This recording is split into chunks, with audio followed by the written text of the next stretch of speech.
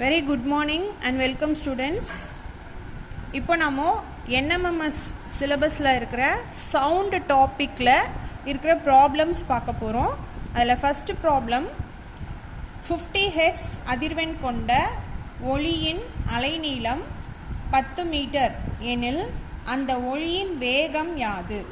That is, find the speed of sound which has frequency of 50 Hz and wavelength of 10 meter.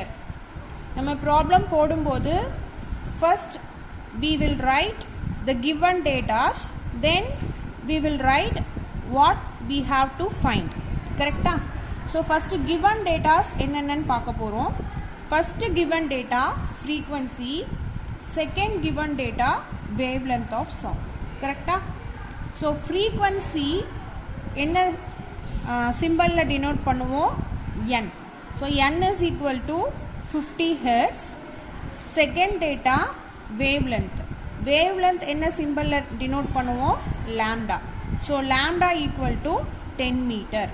நம்ம data எழுதும் போதே கூட யூனிட்டை note பண்ணுவோம். ஃப்ரீக்வன்சியோட யூனிட் ஹெட்ஸில் கொடுத்துருக்காங்க, வேவ்லென்த்தோட யூனிட் மீட்டரில் கொடுத்துருக்காங்க. Both are given in SI units only, so no need to change units. Correct? So கொடுத்த டேட்டாவை நாம் அப்படியே எடுத்துக்கலாம். Second thing, we have to write which one we want to find. Right? என்ன இப்போ நாம் கண்டுபிடிக்கணும்? Speed of sound கண்டுபிடிக்கணும். Speed of sound is denoted with the letter small v. Correct? So v தான் கண்டுபிடிக்கணும். இப்போ v கண்டுபிடிக்கணும்னா we need formula which relating velocity, speed, wavelength and frequency. இதுக்கான formula is very simple. V is equal to n lambda meter per second. Meter per second is the unit of speed of sound. கரெக்ட்டுங்களா?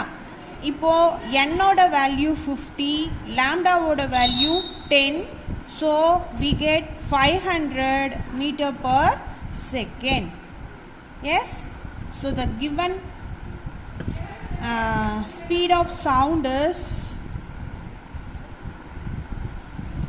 500 meter per second.